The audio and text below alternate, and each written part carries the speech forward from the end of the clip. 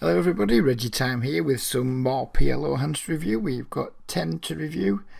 These are taken from some play of mine on Bet365 tonight, which is on the iPoker network. Apologies to you No Limit Hold'em fans out there. There might be some No Limit Hold'em videos coming soon. We might do some speed poker on Bet365 or some 6 plus, whatever it's called. There's quite a lot of action on 365 in terms of it has some speed poker I can make videos from. It has 6 plus, which I'm keen to look at, and PLO. This is a Hold'em video. There might well be a No Limit video coming soon. I'm going to try and make a few videos whilst I'm on a roll. So yeah, there'll be a little bit of something for everybody, hopefully. Please don't forget to hit like, don't forget to share, subscribe, and if you're not a complete fucking bell end, please come and join the Facebook group. So we're going to get into these hands now. We actually have stats for the first time in a long time. So yeah, let's see if we can help. See if the stats will help us at all. So yeah, let's get straight into it. First hand we have King Jack 10 Deuce. Button completely standard open. And we get a caller and we flop top 2 pair on a pretty dry board. There's like some good shots, open and straight draw out there, and a flush draw, but it's relatively dry. An opponent checks. He only has just under 50 blinds in his stack. I mean, this SPR is still pretty big, I guess. It's like 6 or something, is it? But rightly or wrongly, top 2 is going to be a hand I'm willing to go with against someone who's most likely to be a fish. They only sets I'm really worried about sets of 3s. When we block sets of 10s, we block sets of kings. Surely sets of any set of kings with 3-bet pre. So yeah, I'm pretty comfortable with the hand at the moment. He does raise. We smack it in his eye. Some of these are going to be quite dull, by the way, I would imagine, and quite the kind of play themselves. I just want to get my thoughts down and get some feedback. He calls, and he has King 9, 7, 7, so he has just top pair with a flush draw. So when the money went in, we were just about a coin flip, which isn't ideal. I'd rather be getting my money in better than being just about a coin flip. Interesting, I suppose. I mean, I would have thought I'd have been a bigger favourite than this, to be honest, given that he has no 2 paired out, so he's kind of really only drawing to his flush. And he still has that much equity. I wouldn't have thought that. I'd have thought we'd have been closer to like a 60-65% favourite here, with him just really having, unless I'm missing something, he just has like the 9 to hit or a diamond or a 7, of course. Yeah, maybe he's got like 3 9s, 2 7s, 8 diamonds, 3. Yeah, I guess that's about right. Well, it must be about right. I'm not going to fucking argue with the numbers that Hold'em manager put up. Anyway, yeah, we got it in and we held. So, goes. Second hand here, we are up here again. We have the Queen King 10 10 double suited, which looks very pretty and might be very overplaying this. But when we have, I mean, this guy was a complete head the ball, playing 76/60. He's been called by another fish playing 50-19, who, might I add, fish or not, was to my left at a couple of tables, and he gave me fucking merry hell tonight. He was just a nightmare to play out of position. He was like 3-betting, not too much, but it's like betting, but it felt like he was. Yeah, didn't like it. Even though he's a fish, I didn't like this fucker having position on me, but that's by the by. I'm not sure if we have a hand with him later or not. I can't honestly remember. So it's just a matter here, do we call or do we squeeze? And I think this hand's pretty enough. And this could be a huge mistake, by the way. For me, this is pretty enough to put the squeeze in with. I'd probably rather not have the pair of 10s. I'd probably rather one of the 10s was like a 9 or a jack or an 8 even, maybe. But it is what it is. We got the pair too. So we did put the pretty big squeeze in. And we got called in 2 spots. And we flop top pair with the second nut flush draw, which to me felt like the world in this situation. We got like an SPR of like 1.5. And if we don't have the best hand, we hopefully have the best draw. I mean, for me, this is just a pot flop and not fold, I guess. I mean, I'm interested to see what I do, but looking at it now, and again, this could be a fucking huge mistake. This could be a check raise. It could be a check call for all I know. It could be. It's not, I don't think it's not a check fold. I'm not sure if C-betting's the right play here, to be completely honest, but I think that's probably what I'm going to do. We didn't pot it. For some reason, we decided to, whatever that is, 80% pot it, which doesn't make a lot of sense. If we're going to bet, we may as well just fucking pot it, but whatever. Our friend here goes all in. We obviously call. He's just got two pair. I mean, his call pre-flop looks fucking horrific. Yeah, I mean, he shouldn't be. I don't think he should be calling. He's on the. When he should just fold to the open, in my opinion. Then we squeeze. I think he should just fold again. Anyway, it's flop bottom 2. He's got quite a decent bit of equity, and this is where I struggled just a little bit with Omaha. I don't know what it is. It's a bit of entitlement. I mean, I didn't tilt, but it annoys me. So we're going to call it tilt because that's the titles of the different types of tilt in the mental game of poker. I don't know if this is entitlement tilt, injustice tilt, fucking. I don't know what it is, but this really annoys me. This is a part of PLO that I really need to get my head around. Is that when you get all the money in, you're not often going to be like a mega strong favourite, and people are going to have shitty hands that, in your opinion or in my opinion, they shouldn't even be in the fucking pot with, that somehow flop anything between like 35 to who knows what 80% equity against you, and you just can't see it coming. There's no way you can. I mean, I didn't, maybe, but I didn't see the two pair coming here. As far as I'm concerned, we blocked top set. He shouldn't have any two pairs really, and maybe he was in there with like an 8, 9, 10 jack or something. Maybe that's the kind of the hand I can expect to be up against when we get it in, not the bottom fucking 2. I mean, come on, behave yourself. But I mean, I think this is just part and parcel of the game, and it's just something that I'm going to have to get my head around. I mean, this didn't tilt me. I mean, if I'd have lost, maybe it would have tilted me. I don't think I won it. It didn't. I mean, maybe it would have tilted me if I lost. I don't know, but I need to just understand that this is just part of the bullshit that goes with playing pot limit. Oh, it's going to be an awful lot of stuff that's going to have you tearing your hair out and turn you grey early. And this is the sort of thing I think I've always struggled with. I think since I've come back to playing again and getting much better at pre-flop hand selection, much better at deciding when we should be playing big pots and small pots, post flop, etc. And I feel like I'm playing much better, but stuff like this still kind of it shakes me a little bit. Anyway, we turn the flush and we just hope the board doesn't pair, and happy days, we win that one too. And we move on.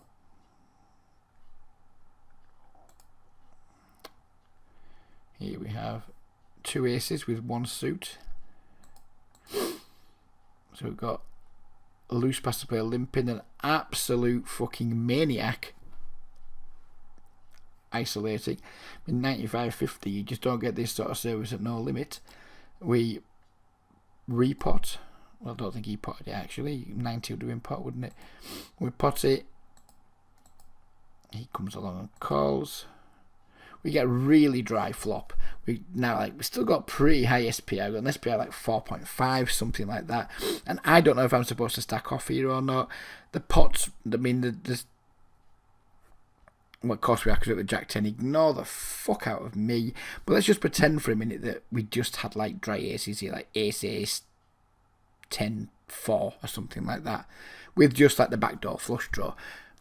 I don't know if we're supposed to stack off here against 95.50s. I'm presuming we are, because maybe they just go nuts with top pair or something like that. Who knows? I mean, here it's a simple stack off. We've got backdoor flush draw, we've got an open end straight draw, and we've got the overpair. So it's a no-brainer to me. It's just bet big, don't fold. But what if we just have the dry aces here? Is it still that situation? I think it's going to have to be against this type of player, not against a regular. I think against a regular you can maybe just check back or bet fold. I think probably betting's better because the board is so dry. We're just not going to get raised by draws very often, so if we do get raised we can usually just put people on like 2 pair plus, probably sets, and just fold our hand.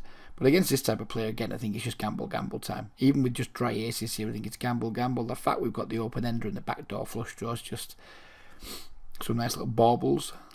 Anyways, he leads out, right? Okay, so we're just going to jam, I presume, or put as much in as we can. He goes all in, we call. Here again, we have someone who's flopped 2 pairs. So he's flopped 2 pairs. Now we're a coin flip. So this is like 3 hands in a row now where I feel we've played a hand really well. We should have like a pretty big advantage against our opponents.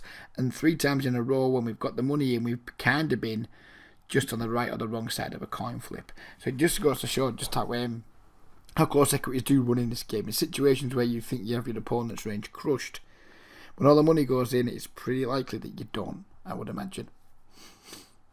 Anyways, we get there on the river and happy days. Being forced to suck out on a 95/50 isn't my idea of fun, but as we were talking about earlier, that's just going to be the nature of this game. Here we have a rundown with a suit. The suit's not really that relevant, I don't suppose. My first question here is, do we call or do we squeeze? And I genuinely do not remember this hand at all. I think I prefer to see myself just call. If we're double suited, I think squeeze for sure. If the 9 was a diamond or the 10 was a diamond, if we're double suited here, I think squeeze is completely fine. I think as we've only got a single suit, I think I prefer to see myself call. And that's what I did. And we flopped whatever this is described as in PLO. We can basically anything of a 7, 8 or a 9. So it's not a wrap, is it? I have no idea what this is called when we've just got like the 3 cards that we can hit. If anyone knows what the terminology for having this type of draw is, please let me know. So this fishy guy leads out for pot. It's a pretty dry flop. We're probably going to have equity against fishy guy if we pot it here, and if we raise, I mean, I don't think we can call here. We're just going to miss the turn a little bit too often, I guess. I mean, what have we got? We've got like 3 of each of the 7, 8, 9. So we've got like 9 outs on the turn. Yeah, so we're not going to hit the turn a great amount of the time. Maybe 1 in 5 we're going to hit the turn. So I think just calling here and then just having to fold turns unimproved is not a particularly present situation. I think it's either just fold here or decide to just commit to the hand and raise, and folding seems out of the question to me. Calling seems too weak. So if folding's out of the question, calling seems too weak, then kind of leaves us with raise. And if we just end up having to get it in versus this guy, which we wouldn't want to do at this stack depth, I guess. But I think once we raise, I'm just not going to be folding very often. We do raise. We're obviously hoping he folds, and then we don't really care what he does. Obviously, we'd rather he folded, but we don't expect him to, given that he's just let out for full pot. He does call. And we get it in here with just 40% equity this time, because our friend here's flopped a set. So that's not ideal. And we don't get there. So again, that's like another time. I think this game is going to be a lot of like get it in with anything between like 40 and 65% equity most of the time, and just an awful lot of kind of taking marginally plus EV flips against our opponents, I guess, or hopefully being on the right side of it. I mean, if we're always on the right side of it, or our overall equity long term, all in equity is like higher than 50%, I guess we're not doing too bad. We want to try and aim to get it higher and higher than that, of course, and also like find spots where we can put pressure on people and get them to fold equity. Because if we're always just going to be like flipping constantly post flop, then we're going to find it really hard to beat the rate. We're going to have to find other ways to get the money too, and I think that's somewhere where I really struggle at the moment. My red line is not good. I'm not good at making people fold, which maybe that's just the nature of the game, or maybe I'm choosing bad spots to like semi-bluff raise. I don't know. I'm going to have to put some more thought into it, some more time in it, watch some more videos, do some more study. But red line's certainly an area where I think I need to find some improvements. I don't expect to be able to have a positive red line in this game, but historically my red line just fucking goes straight down. It's really bad. So that's something I'm going to need to work on in both the short term and the long term. Be interested if there are any other PLO players with like reasonable sample sizes. If you could let me know what your red line looks like in PLO games, that'd be absolutely smashing. Because maybe it isn't as much of a priority as I think it is, but it's something as a no limit hold'em player I'm very aware of, and know that we don't want to be giving too much away in red line. But if you're playing a game like this where it's just really hard to make people fold both pre and post flop, maybe red line just shouldn't be an issue, and it should all be about the green line.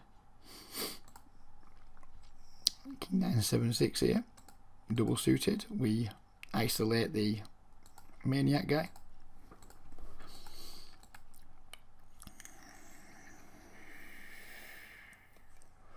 And we try to isolate him, but we completely fail. And then we flop top pair with like this weird kind of like, can hit anything from a 9 7 6 to make a straight.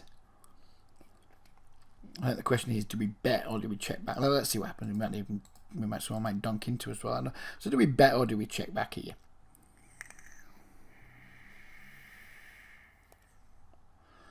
I've got a feeling I bet, but I think this should definitely be a check back. Now I'm looking at it now they haven't got the adrenaline rushing through your veins when you're playing, etc. Against multiple opponents here, I don't think our draw's really strong enough to bet, and our mid hand certainly isn't strong enough to bet. So I think I should check here, but I suspect I'm going to bet a 2. I don't like this bet. I could be wrong, but this feels like a check. If we get raised here, we're in a fucking rough spot, because we only have like crappy straight draw. Really, our top pair's not going to be good very often. So I don't really like this bet very much. We get a call on a fold. We do turn the straight, but it isn't the nut straight.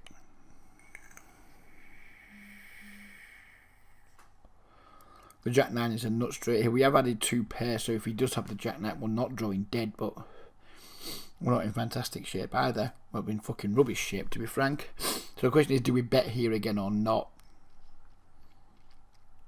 It's my belief in PLO, on this board, if he did turn the straight with the Jack 9, he probably would have bet. The board's pretty scary for a straight. Lots of players, as soon when they make the hand, they just instantly bomb to like protect, get value, whatever. So it kind of made me mind up that he didn't have a straight, and I just bet the full pot, and he folded. So I guess they were just betting to protect our hand against like all kinds of hands that he could have. I mean, if he has a flush draw there, he's just not going to fold it. We don't want to give him free cards to flush draws. There's 2 flush draws out there. So I kind of thought in the end we're betting just to protect versus all the draws.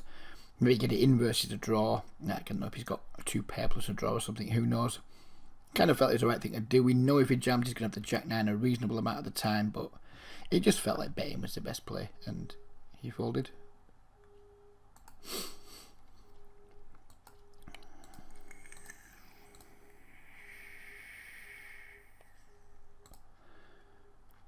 Maniac play here again.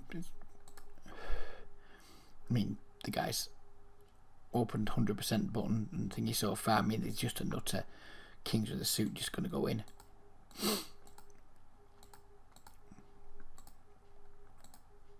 And he had the aces. Whatever.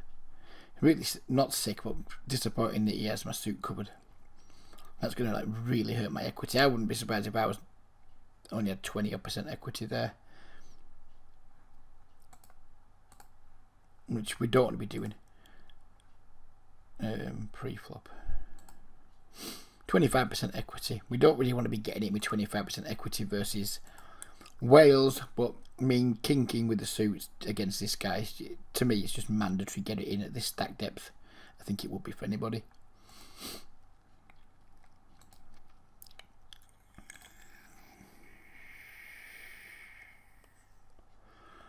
Not sure I love this open. If we're suited to the ace, I think it would be much better. I think this maybe is a loose open from middle position. Could be wrong. Oh, we do have some absolute nutters, so maybe it's fine. I think I'd say with better players, this maybe would just be a fold. Could be too nitty though.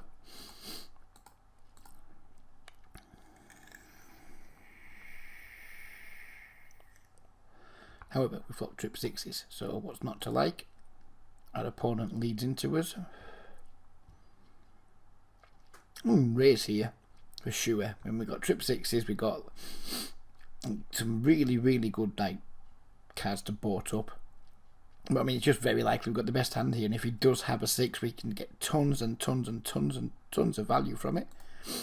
So we do raise. Our opponent just calls. Turn is a 9, putting 8-7 there. Didn't like it very much. Once we bet and once we raise and he calls.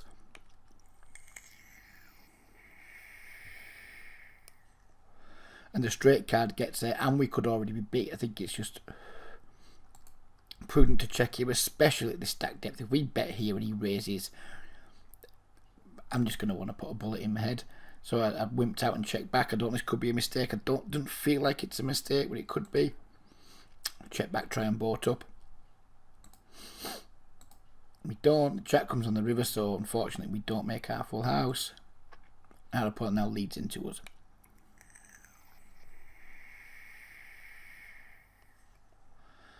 There's one thing I've learned in this game.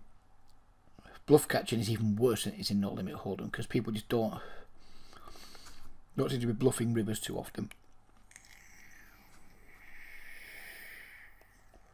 Put my vape down now because it's probably doing your heads in.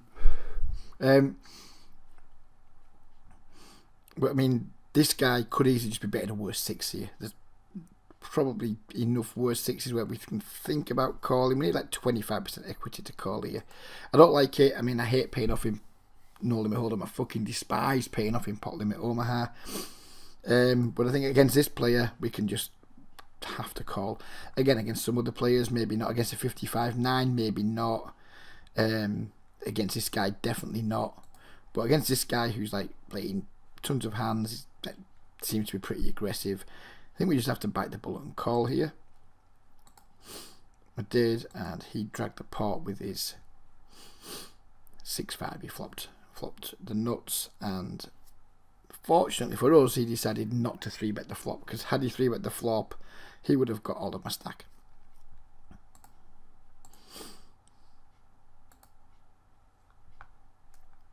Double suited kings. 3-bet versus a pretty tight player is only opening 34% from the button. But I still think we need to 3-bet this here. I think it's too strong not to. If we get 4-bet, we can just call and proceed on good flops.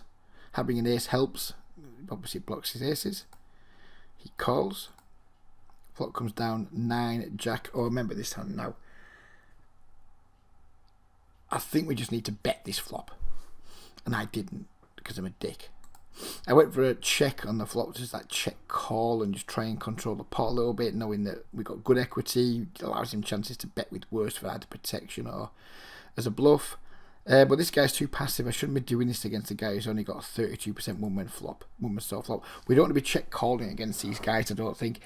And he's got a really high fold to see bet. This should just be a bet, and if we get raised, I guess just go with it. We got over pair, nut flush draw, and a good shot. This is badly played by me. We should definitely be betting here, in my opinion. We check, he checks back. We add the gut shot on the turn, and then we decide to bet all of a sudden when my equity is nowhere near as high as it was on the flop. He puts a small raise in. He shouldn't have king queen because we have 2 kings, but he's probably just fucking got it. I was sat there thinking, oh, fuck me. But we're just getting ridiculously good odds to draw. I mean, we're getting absolutely correct, if not better than correct, pot odds to draw here. And you just make our hand bet, don't make our hand check. If we hit a queen or a spade, then obviously we're just going to jam the river. If we don't, then I guess we're just going to check fold. That's what my thinking was. But I fucked this hand up. Just bet the flop, Reggie. We might lose more. Who knows? If he is in there with like a king queen 10 type hand or something like that, then he's not going in on the flop and then we just get stacked off. But I still think betting the flop was the right play. We brick the river and we just check fold and get annoyed with ourselves for just not betting the flop.